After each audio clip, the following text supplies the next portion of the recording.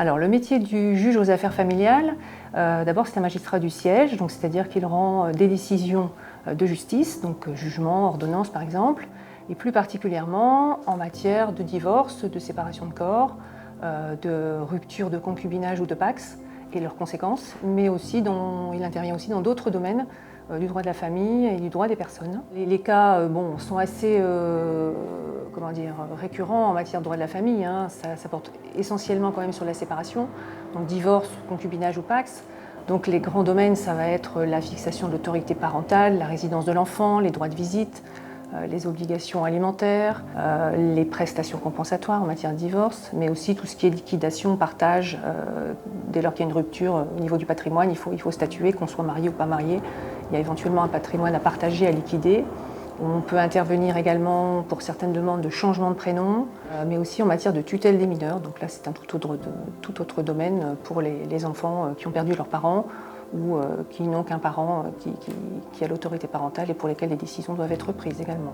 Donc le juge aux affaires familiales, c'est vrai que c'est un artisan de la paix des familles, donc on a une certaine satisfaction à apporter des solutions, à régler des litiges pour aider les gens dans leur vie quotidienne familiale vis-à-vis des enfants. Et parfois les gens sortent de l'audience plutôt satisfaits si on a réussi à dialoguer avec eux, à obtenir une décision qui déjà sort à l'issue de l'audience et ils sortent de là avec peut-être la satisfaction d'avoir été entendus et d'obtenir un accord finalement entre eux. Ça on est très content quand on y arrive. Ce n'est pas la majorité des cas bien sûr. Le juge aux affaires familiales est aussi compétent en matière de violence conjugale, donc uniquement sur le volet civil. Il ne va pas prononcer des condamnations d'un mari violent par exemple, mais il prend des mesures de protection. Il intervient pour protéger le conjoint, le partenaire de Pax par exemple, qui serait victime de violence au travers de mesures civiles, comme par exemple une mesure d'éloignement ou la pose d'un bracelet anti-rapprochement. Le principe essentiel qui guide l'intervention du juge aux affaires familiales, c'est l'intérêt de l'enfant. Donc l'enfant va être entendu dès lors qu'il dispose du discernement nécessaire, mais il va être entendu dans les procédures qui le concernent, et donc en particulier la fixation de sa résidence chez l'un ou l'autre des parents, et aussi l'organisation des droits de visite de l'autre parent qui n'a pas la résidence. Bien sûr, le juge est libre de sa décision, mais il prend l'avis de l'enfant. C'est une chose importante dans son intervention. Donc le juge aux affaires familiales dispose de compétences propres en matière civile qu'il ne faut pas confondre avec celles du juge des enfants, qui lui intervient lorsqu'un enfant est en situation de danger. Alors le juge aux affaires familiales peut aussi rencontrer un enfant qu'il estime en situation de danger à l'occasion par exemple du divorce de ses parents. Dans ce cas-là, il faut qu'il vérifie si une mesure d'assistance éducative n'a pas été prise par le juge des enfants. Si aucune mesure n'a été prise et qu'il estime qu'un enfant est en situation de danger potentiel, il en informe le procureur de la République qui, lui, va estimer si la saisine du juge des enfants est nécessaire. Voilà, donc chacun a une compétence distincte et le juge aux affaires familiales va s'incliner en quelque sorte par rapport à ses décisions de droit de visite si le juge des enfants lui-même prévoit les droits de visite en cas de danger sur un enfant. Voilà, donc deux compétences différentes. Alors le juge des contentieux de la protection, c'est le juge de la protection, c'est le juge de la vulnérabilité et de la grande difficulté économique. Il y a, je pense, deux grandes fonctions, on peut le séparer en deux fonctions.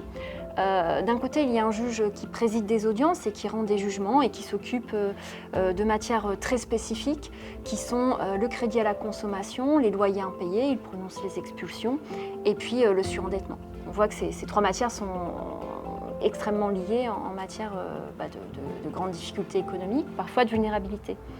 Et à côté de ce métier-là, il y a un autre métier que j'exerce principalement qui est le juge des tutelles à la protection des majeurs, et qui est là, effectivement, le juge de la vulnérabilité. La vulnérabilité chez les personnes qui sont majeures, puisqu'évidemment, notre public va de 18 ans à, pas 97 ans, mais dans mon cabinet, 107 ans actuellement. Le juge des tutelles intervient quand une personne présente une altération de ses facultés de santé qui l'empêche de gérer par elle-même, de pouvoir seule à ses intérêts. Le juge des tutelles intervient avec un public qui vient de 4 horizons principaux. Tout d'abord, les personnes handicapées, déficientes de naissance qui arrivent à l'âge adulte. Ensuite, à l'autre moment de la vie, les personnes âgées qui ont été en pleine capacité. qui entrent dans les dégénérescences liées à l'âge. On a également le public psychotique, dont les maladies les mettent en très grande difficulté pour gérer par eux-mêmes leurs affaires, leur vie. Et puis les accidents de la vie, les AVC, les accidents de la route, les tentatives de suicide, et puis les chemins de vie chaotiques, le grand alcoolisme qui a duré longtemps et qui finit par générer des troubles neurologiques qui rejoignent finalement les autres difficultés. Il y a 2 grands types de mesures qui sont prononcées par le juge des tutelles. Tout d'abord, et ça date du 1er janvier 2016, les habilitations familiales. Donc là, on est dans les mesures qui sont destinées aux familles, qui interviennent auprès de leurs proches, et pour lesquelles il n'y aura aucun contrôle de la justice. Et à côté de ça, nous avons les mesures de protection judiciaire. Là, les termes sont plus classiques à l'oreille, ce sont les tutelles, les curatelles. Donc tutelle, on va décider de nommer un tuteur qui va représenter la personne, donc décider à sa place parce qu'on considère, au vu des éléments médicaux et de la situation, que la personne ne peut pas participer aux décisions qui la concernent. Le tuteur signera à sa place. Et à l'inverse, en deçà, lorsqu'il est décidé d'une curatelle, la personne va être assistée, donc va être aidée à la prise de décision et les décisions seront prises ensemble, la personne protégée et son curateur. Et matériellement, il y aura donc 2 signatures pour les décisions relatives au curateur. Mais au-delà de toutes ces questions juridiques complexes, le cœur de métier, je dirais, du juge des tutelles, c'est vraiment la protection de la personne. C'est extrêmement complexe parce que la protection de la personne est très peu définie par la loi. Concrètement, on va voir dans ces sujets-là le lieu de vie, où est-ce que la personne habite, ses relations avec ses proches, avec des tiers, qui elle voit, des questions de santé également, des questions d'activité. Ce sont des sujets qui sont incontournables et qui touchent au plus cœur de la protection des personnes vulnérables.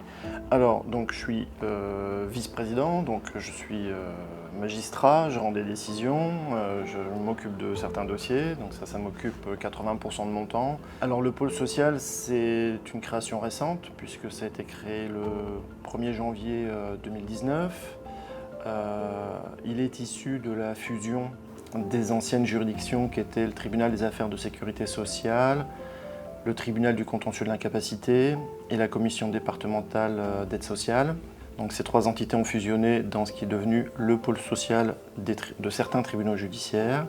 La compétence de ce pôle social, donc, en fait, s'occupe des contentieux, tous les types de contentieux qui peuvent naître entre les administrés et tous les organismes de sécurité sociale. C'est-à-dire toutes les caisses primaires d'assurance maladie, les caisses retraite, tous les organismes de recouvrement, l'URSSAF, tous les litiges nés entre la sécurité sociale, globalement parlant, et les personnes qui en bénéficient.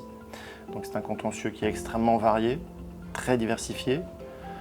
Ça va de la contestation du refus de prise en charge d'un transport en ambulance à des dossiers de tarification des professionnels de santé ou de tarification à l'acte des hôpitaux. Ça va aussi du dossier de redressement URSSAF sur de très grosses sociétés à du contentieux beaucoup plus courant sur la contestation du non-versement des allocations familiales, la non-prise en charge d'un arrêt maternité, la non-prise en charge d'un arrêt maladie. Il y a aussi tout un pan du contentieux qui est relatif à la prise en charge du handicap et de la détresse sociale de certains de nos concitoyens. Et donc là, c'est encore des décisions qui sont d'une importance assez capitale pour ces personnes-là. Pour un magistrat du siège au pôle social, la journée, c'est surtout devant son ordinateur, avec ses petits dossiers roses et ses petits livres-là, faire des recherches, écrire des pages et des pages de jugement. On ne reçoit pas de gens dans notre cabinet. Nous, tout se passe en audience.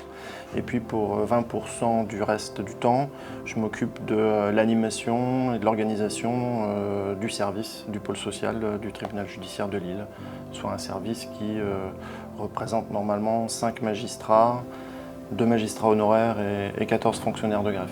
Moi, ce qui m'intéresse dans ce métier, et en particulier dans cette fonction, c'est d'être au service de mes concitoyens et des justiciables, de démêler ce qui constitue pour eux un problème, une difficulté, de leur permettre de repartir sur d'autres bases, et avec Au pôle social, je trouve que la dimension intérêt général est très importante, puisque c'est de l'argent public, c'est des questions de société, c'est des organismes qui fonctionnent pour le bien commun.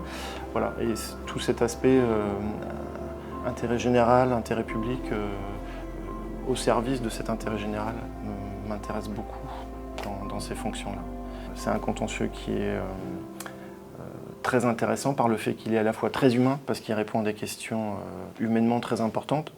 Est-ce que je vais pouvoir avoir cette allocation pour l'éducation de mon enfant handicapé? Est-ce que je vais pouvoir bénéficier d'une personne pour l'accompagner à l'école? Est-ce que je vais pouvoir voir mes frais médicaux pris en charge? Voilà, c'est très humain. En même temps, c'est un droit qui est très technique. Et donc qui nécessite une certaine expertise juridique. Donc c'est intéressant sur les deux plans.